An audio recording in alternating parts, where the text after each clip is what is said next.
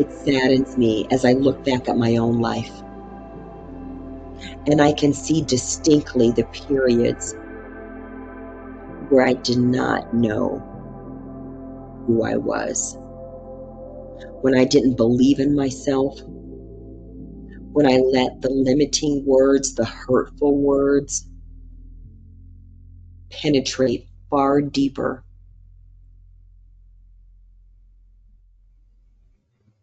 in a way that caused me to shrink, to cry,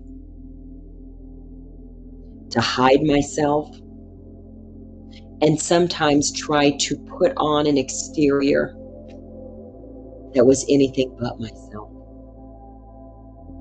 All stemming from not believing in who I am. And the same way we started this episode, and every episode with breath, is the same way that we're able to go through this journey, and that is one breath at a time, one moment. And it's only in glancing back, and I want to call it a glance because the same way when you're in your car, you want to just glance at that rear view mirror as necessary. We can't live in the rear view mirror. We can glance at it. We're able to have perspective and notice how we're growing, ing, because none of us are finished. If we're still here, if we're still breathing, then we are still growing. There's still more to learn. There's still more to share. There's still more to give and receive.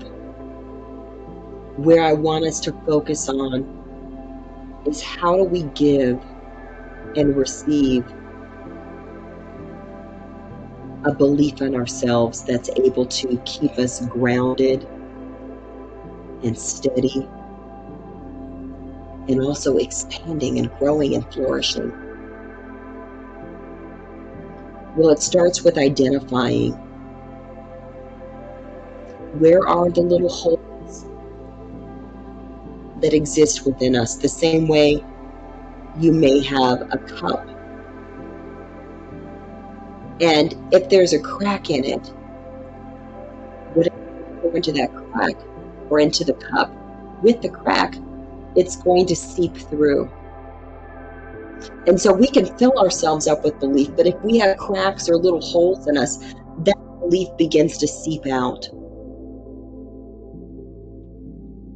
And if we're not replenishing and healing the crack, the hole, then we're constantly feeling depleted. We're constantly second guessing ourselves. We're constantly wondering, why is this happening to me? And we begin to ask questions like that. Why is this happening to me? We begin to disparage ourselves. Like even that question itself, and I hear it often from people, like, why is this happening? Why is this happening to me? And that question is so flawed because it's basically looking at ourselves as though there's something wrong, as though we did something wrong. And I want to free us